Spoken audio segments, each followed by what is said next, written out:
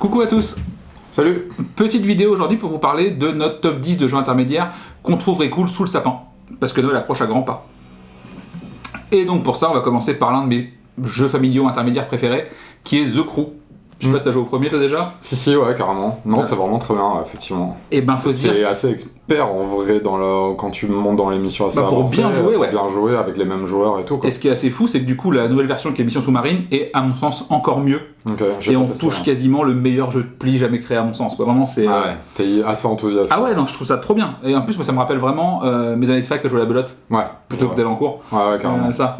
Donc c'était vraiment... Du coup, c'est vrai que c'est pour ça qu'on l'a mis dans l'intermédiaire, parce que beaucoup de gens peuvent vraiment y jouer, en plus, surtout en France, où vraiment ça joue à la belote assez facilement, ouais, pour les familles. C'est moins vrai, genre en Allemagne, par exemple, ou voilà. Mais ouais, moi, The Crew, c'est incroyable. Je comprends. Donc voilà. Moi, du coup, je vais parler de Red Rising. Je sais pas si la vidéo, on en fait une vidéo plus spécifique sur le sujet, je sais pas si elle sera sortie d'ici là, je pense pas. Mais globalement, on trouve ça vraiment fun. Moi, je trouve ça vraiment très fun. Il y a pas mal de petits soucis d'équilibre et tout, c'est pour ça quand même qu'on le met dans l'intermédiaire. Ouais, moi en fait c'est un jeu qui me fait pester du matin au soir, mais j'aime bien y jouer. Ouais. C'est fou, tu vois, genre c'est... Mais si tu le prends pas trop au sérieux, c'est un jeu vraiment agréable. Voilà, genre 20 minutes, la partie à 2 ou à 3, ça dure une petite demi-heure, ça marche bien, c'est rapide, t'as beaucoup de cartes, et clairement gagner ou perdre c'est quasiment secondaire, parce que de toute façon tu contrôles pas grand chose. Alors... tu vois. C'est pas totalement faux, mais du coup la mécanique est simple, malgré le fait qu'il y ait que des cartes uniques. Le cœur du jeu reste simple, il n'y a pas tant de texte que ça à lire, au début tu regardes pas trop encore les points de victoire. Les premières elles sont un petit peu chaudes, les premières t'as beaucoup de texte, mais effectivement, passer 3-4 parties, les effets reviennent, sont un peu les mêmes. Je m'attendais à pire là-dessus, je trouve qu'ils ont essayé de créer des effets pas trop complexes quand même aussi, quoi. Oui. Pour que ce soit accessible même sur une première partie, donc voilà, moi je trouve ça vraiment cool. Ok. Un de mes chouchous aussi, ça fait depuis déjà quasiment un an que j'y joue, c'est The King is Dead. Yes. Alors, il est à l'intermédiaire pour la durée du jeu. Il vient de sortir celui-là. En VF, je crois que c'est sous le nom du roi est mort. Pourquoi ils ont traduit le titre? Je crois pas qu'il est traduit, hein. Si. Ah d'accord, ils ont fait ça, si. Ok, ça marche. Fallait pas, vraiment, mauvaise idée. Dans The King is Dead, globalement, on va réaliser le rêve du prince Charles, qui est de voir sa mère mourir et de prendre sa place. C'est sympa. Voilà. Bonne ambiance pour Noël. Voilà, et le but va être du coup de réussir un petit peu. C'est un jeu majorité, qui est assez technique, vu que tout le monde avait même 8 cartes en main. Okay. À ton tour, t'en joues qu'une seule. Ok, y a pas d'asymétrie du coup? Alors, dans le mode expert, t'en as une, mais du coup c'est vraiment si tu joues une carte, tu bouges les pions sur le terrain, t'en prends un et tu joues sur la majorité. C'est assez cool, ça marche bien. Moi j'aime bien y jouer à 2 ou à 4. Bah de toute façon c'est ça le seul format, non? Non, il y a 3 joueurs. Ah d'accord. Qui est d'ailleurs je pense le format préféré par beaucoup de gens. D'accord. Et moi je trouve qu'à 3... Ah oui, parce qu'il y a 3 factions, c'est ça? Ouais. Et à 3 t'as toujours un peu kingmaking. Dans le mode, voilà.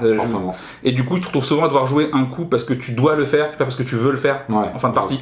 Du coup voilà, j'aime bien y jouer à 2. J'aime beaucoup à 4, et nous il sort un peu à la maison en mode genre on a envie de jouer à un jeu un petit peu solide, mais on n'a pas non plus 1h30 pour sortir de Mars.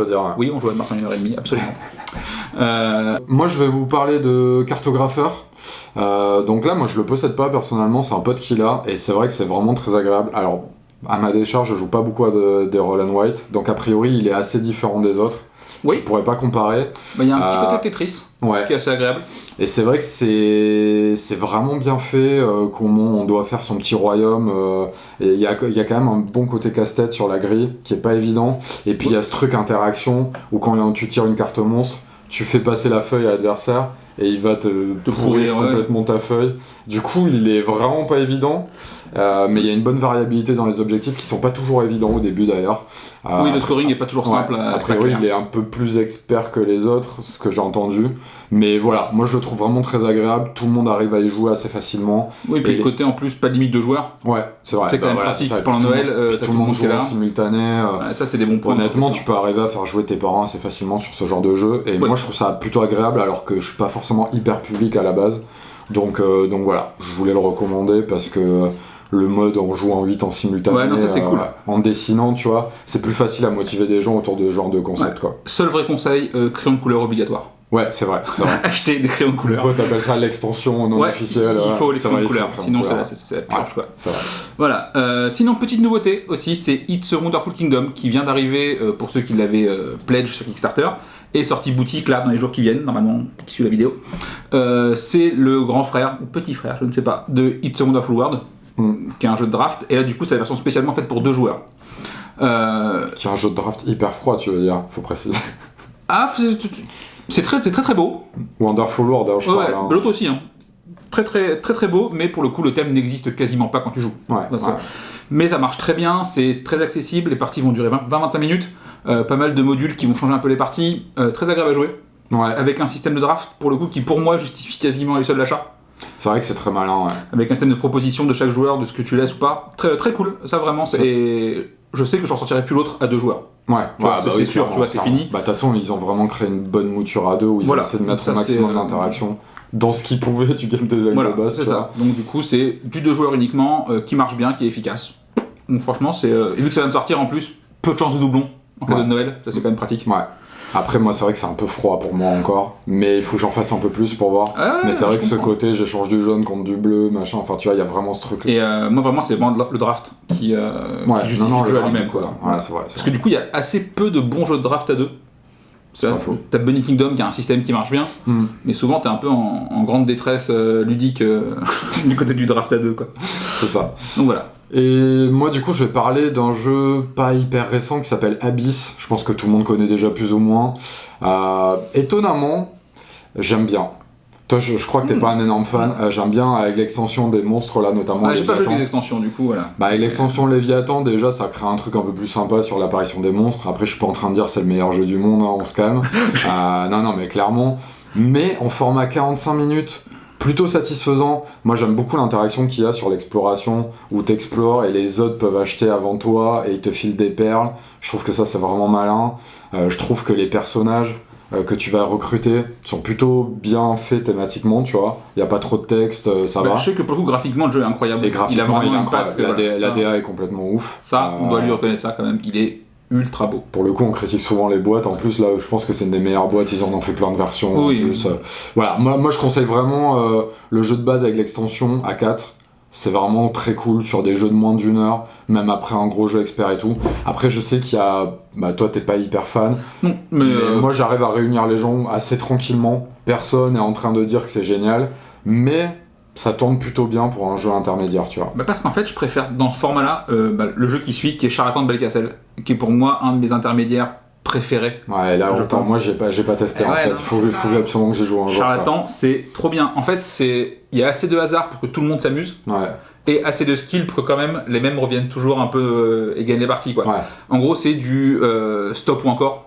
Donc on va piocher dans notre sac des ingrédients de potion et dès qu'on arrive qu'on met sur notre chaudron et dès qu'on va arriver en fait à trop d'éléments négatifs, ça explose. Donc du coup tu t'arrêtes un peu quand tu veux, t'achètes de nouveaux ingrédients, c'est très cool, ça marche très bien, c'est ultra fluide et pour le coup tout le monde joue en même temps. Donc ça aussi c'est cool, il n'y a pas de temps d'attente. Alors il est moche comme pas permis mais parce que c'est un jeu allemand. Mais voilà, c'est vrai que toute cette thématique, la boîte et tout, ça... C'est dégueulasse, non vraiment. Ça incitait pas trop, tu vois, à tirer le chaland, quoi. Non, c'est horrible, mais en fait il a vraiment un côté amusant. Et c'est cool, c'est quand même cool, tu vois. C'est 4 joueurs max, l'extension qui existe, les sorcières, est top. Mais tout le monde en dit grave de bien. Mais parce que vraiment c'est... Et moi, mon asso, je l'ai jamais vu tourner, c'est pour ça que j'ai jamais testé, tu vois. Voilà, c'est en format 40 minutes à 4, ultra fluide, règles expliquées en 5 minutes, que du bonheur. Puis le simultané, c'est vraiment bien sur les jeux intermédiaires, clairement. Du coup, moi je vais parler d'un autre jeu intermédiaire qui est un peu différent, qui est un jeu de cartes qui s'appelle Marvel Champions. Donc jeu de cartes évolutif où on peut acheter des packs avec des nouveaux héros, des nouveaux vilains.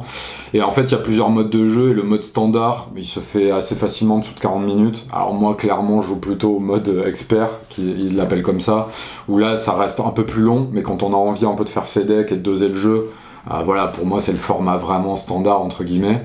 Mais les decks préconstruits et la difficulté du jeu de base permet d'être dans un format plutôt intermédiaire. T'en fais quasiment un jeu de plateau, tu le sauras, le jeu de base c'est parti. C'est ça, et moi je trouve vraiment les mécaniques du jeu géniales, donc on va en parler dans une vidéo séparée parce que bon, je possède à peu près toutes les extensions et tout, donc je l'ai pas mal dosé à 2. C'est vrai que par contre, le mode standard peut jouer à 3-4 de manière un peu sympa, mais dès que tu veux un peu commencer à doser le jeu, c'est un jeu à 2 quoi. Voilà, en parlant d'extension, le jeu est un cadeau empoisonné, vu qu'il y a énormément d'extensions, et pour peu que personne aime le jeu, Ouais, mais tu peux commencer avec la boîte de base à 55€. Moi j'ai fait pendant 5 mois avant, 5 mois juste avec ça. Non, elle a du contenu, ça y a pas de... Parce qu'ils ont mis 15 ans à sortir les premières extensions, et tu vois, elle nous a fait pas mal de taf. Ouais, c'est sûr. Aussi, encore une suite qui est un peu un standalone, c'est le nouveau jeu Unmatched. Ouais. Unmatched, tu veux dire. Unmatched. On est en France. Unmatched. Comme le son anglais à revenir, ça te ferait pas tant de mal que ça. Et toi, faites le taire, oh là là. Non, voilà, donc c'est un jeu d'affrontement en 1 contre 1. Alors tu peux jouer à 4, mais on faut pas faire ça, c'est une mauvaise idée. 1 contre 1. Du coup, super jeu de Noël, en jouant à 1 contre 1, tu joues avec qui? Avec ta mère Mais tu joues pas pendant, après, tu l'offres, après. J'avais pas compris, ok. Le lendemain, quand tout le monde décuve, oui, t'es que 2. Voilà, il y en a que 2. Ouais. C'est ça, ce moment-là. Donc voilà, jeu d'affrontement en 1 contre 1, les figurines sont ultra chouettes, le jeu est facile à prendre en main. Ouais. Alors, l'équilibre est toujours discutable, mais on s'en fout parce qu'on n'est pas là pour ça. Vraiment, l'idée c'est de se mettre des pains dans la bonne humeur. Ouais. Et pour le coup, ça marche très très bien. C'est une bonne initiation au jeu de confrontation à cartes avec de la gestion de positionnement sur un plateau en fait. Ouais, carrément. Et puis là, pour le coup, les nouveaux persos, je crois que c'est Sherlock, Dracula. Ouais. C'est cool, ils sont vraiment charismatiques parce que bon, le roi Arthur il est mort en 2 secondes, mais voilà. Bah, c'est vrai que la nouvelle boîte là, cool. Cobble and Fog, je crois que ça s'appelle, vraiment sympa en termes de style. Du coup, c'est Angleterre victorienne. C'est ça. Et puis, a priori, les decks sont sympas. Ouais, et puis ils sortent tellement de trucs. Là, il y a Buffy qui va arriver. Ça, c'est nimp. Enfin, les mecs vont dans tous les sens. Du coup, toujours avec le même système de jeu, mais avec des decks différents. Et du coup, voir Sinbad tabasser Buffy, ça n'a pas de prix. Ça, ouais, c'est vrai. C'est trop. Moi, je trouve ça un peu ridicule. Moi, je trouve ça incroyable. Il y a une extension T-Rex aussi. Ouais, c'est ça. Moi, je sais pas. Moi, je trouve que la Cobble and Fog, le fait qu'il y ait un peu une unité thématique, je trouve ça. Moi, ça m'excite plus, mais après, chacun fait ce qu'il veut. Bruce Lee qui défonce Sherlock Holmes. Qui n'a pas regardé ça dans sa vie, tu vois, genre, mais si, on est on est fan. Ok, donc je vais parler d'enjeux sérieux maintenant. Donc Dune Imperium, hein, donc on a déjà fait la vie. Toujours pas, vraiment toujours pas. Il a toujours pas rejoué, donc c'est génial, hein, il parle d'enjeux qu'il connaît pas en fait. C'est ça. Donc c'est exactement le concept de la chaîne, de parler des jeux qu'on connaît pas. Donc ouais, bah voilà, moi Dune Imperium j'adore, en plus le film est sorti entre temps du coup, donc c'est un super cadeau, il est pas extrêmement cher. Thématiquement, il est vraiment cool. Il est intermédiaire dans la manière d'approcher les règles, mais du coup, il a un côté assez expert quand on le dose. Donc voilà, pour moi, c'est vraiment une énorme recommandation de Noël. Et j'avais envie de finir sur un jeu un peu sérieux quand même, tu vois. Bah voilà. Je pense que du coup, c'est une blague, bien sûr. On a fait un peu le tour de nos jeux préférés pour l'événement. Ouais, carrément. Et du coup, ça va suivre avec une petite vidéo un peu plus expert sur des plus gros jeux, parce que là, du coup, on avait vraiment essayé de faire une vidéo sur des jeux de moins d'1 heure, même si Dune Imperium dépasse un peu ce critère-là. Mais voilà, c'était un des critères, et le jeu simultané aussi, ça fait partie des critères intéressants. Bah, sortable avec vraiment tout le monde, facilement. C'est ça. Ça, c'est plutôt cool, on espère que ça vous plaise. Yes. Et puis, à très vite. Ouais, et puis abonnez-vous, tout ça, on le dit jamais, mais tu vois, on parce qu'on n'y pense pas. Si, mais bon, ça me saoule. Ouais, les pouces bleus, tout le monde fait ça. Faites pas ça. Enfin, faites-le, mais on le dit pas, quoi. Voilà, c'est ça, c'est tacite. C'est ça. Allez, bonne soirée. Allez, salut.